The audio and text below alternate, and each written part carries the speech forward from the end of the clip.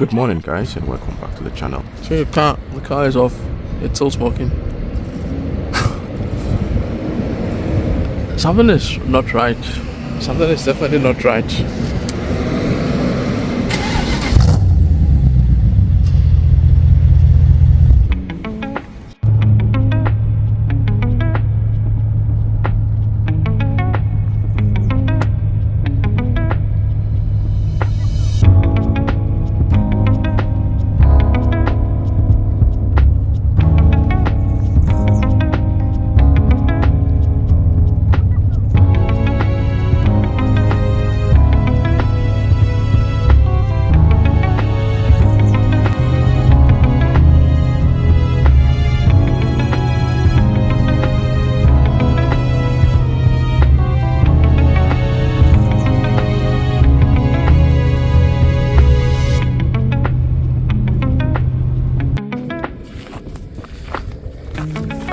And that happened.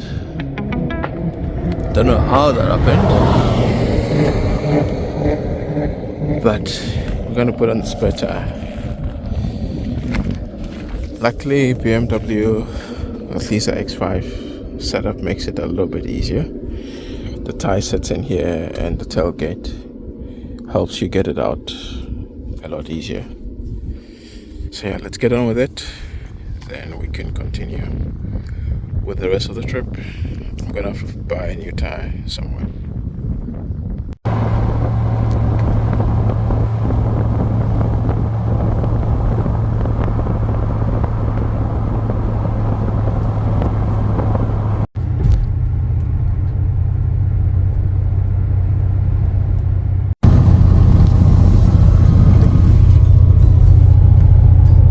We are almost home now. One more toll gate. I think we're about 40 minutes from home, from here. So this is the last toll gate, and then yeah, we come to the end of our 1 week trip. Okay, we just got home, and just as I was pulling into the garage, I had a pop sound, and I thought, what did I hit? And why did the sensors not go on if I was too close to something? Then I came out and I saw this puddle of water. Then I saw that it's principally leaking from another water reservoir, but it stopped since. So I'm not sure why. You can see it's a bit wet there. So when I changed the tire earlier on, because we lost the tire.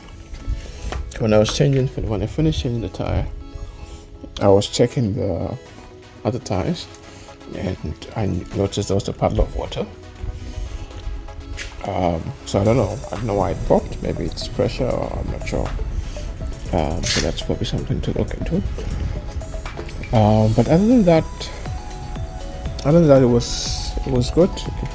We did quite well. We did just over 5,000 kilometers.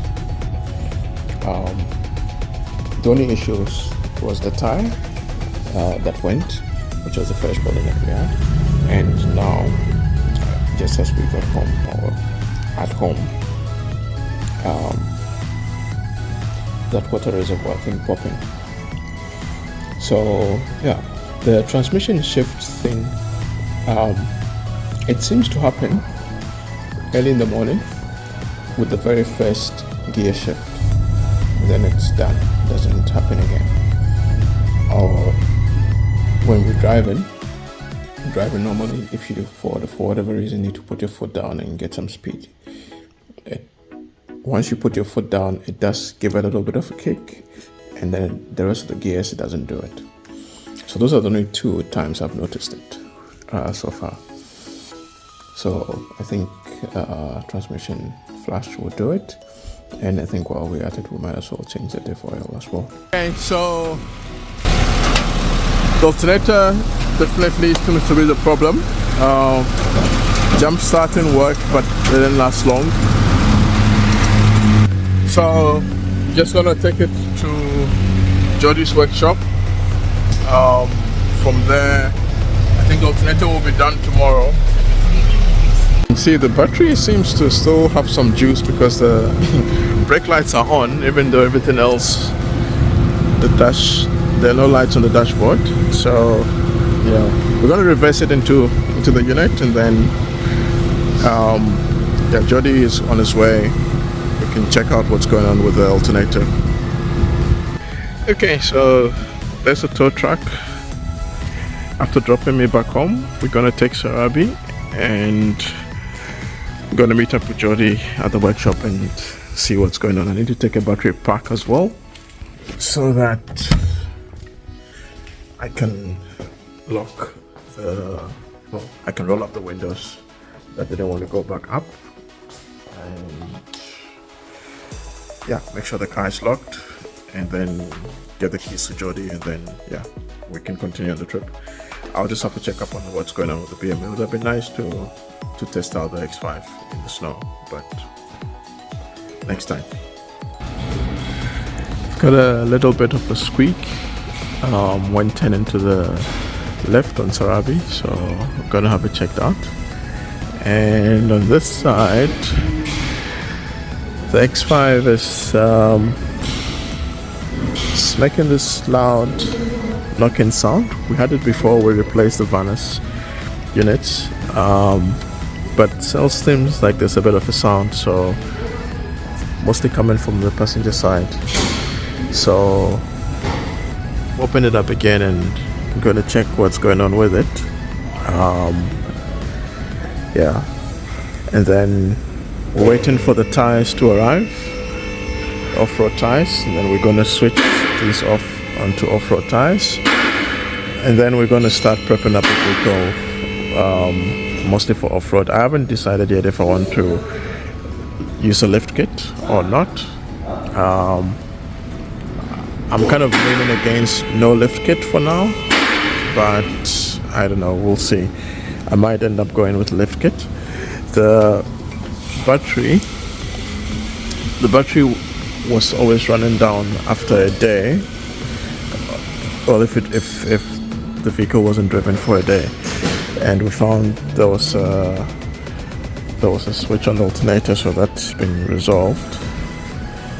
Oh, the keys. Sarabi's keys. Where are Sarabi's keys? Let me find them. There we go. Okay. Thank you. So that's been resolved. But we thought, saying that we've had to strip the alternator out, we might as well check what's going on with that loud sound, and also replace the transmission fluid and filter on there. We'll do the diffs fairly soon as well, and then she should be ready to start getting out for not necessarily off-road, but more of a overlander, more of an overlanding vehicle. So that's part of why I don't really think I need to raise it, because I'm not going to necessarily do any hectic off-roading with it. So I think the tires should be good enough. If there's anything off-road, then there's always Sarabi for that purpose. I think we can do this now. No? Okay, so we're gonna hopefully change these tires today from all-terrains to mud terrains. We've gone back to a 17-inch rim, and we're going to see if it fits. Look at that, seems like it fits. Now we just need to check the turning angle, turning radius, but it looks like it fits. Okay, so we've tried it, and there's a little bit of rubbing when you turn in to the right on the fender, and when you turn to the left at the back of the fender. So that can be fixed with a lift kit, which you can see when that arrives. So we're going to fit the rest fine. This is what it looks like right now. It definitely looks a lot better with the airline rims. I actually like those rims. So the back should be fine. the front is where the rubbing is going to happen. I think it's another option might be to put in some spaces, but that might be a temporary solution while we would decide whether we're going to go with a lift kit or not. Initially, I didn't want to go with a lift kit. I didn't want to go with the lift kit initially, but it might be the best option at this stage. It's a play away. Just a little bit of a play, yeah. But at least it's sitting perfectly on this one, so it's fine.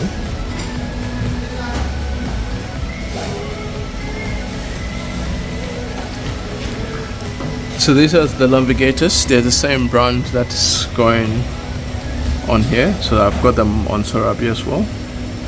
Mud terrains. But they're 17. So we're going, like I said earlier, we're switching out the 18-inch rims for 17-inch rims instead.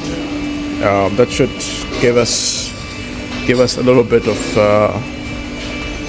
flexibility with sourcing tires in certain places. So the general grabber all-terrains are off, and now we've got the Navigator mud terrains on. They are 32s. I don't have a lift kit on, and we're gonna have to see. There's a little bit of rubbing in the front, so I'm gonna have to get a lift kit eventually, but I can live with it for now. But this is more or less what we're going with on the next trip. So this is just a continuation of the build on the X5, and yeah, there's a few more things that are going to change over the next couple of weeks while we build it out.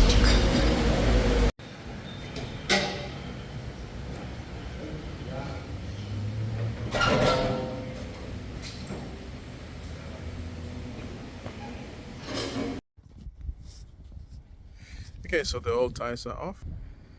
Speller wheeling one into the garage there. This is the new fit.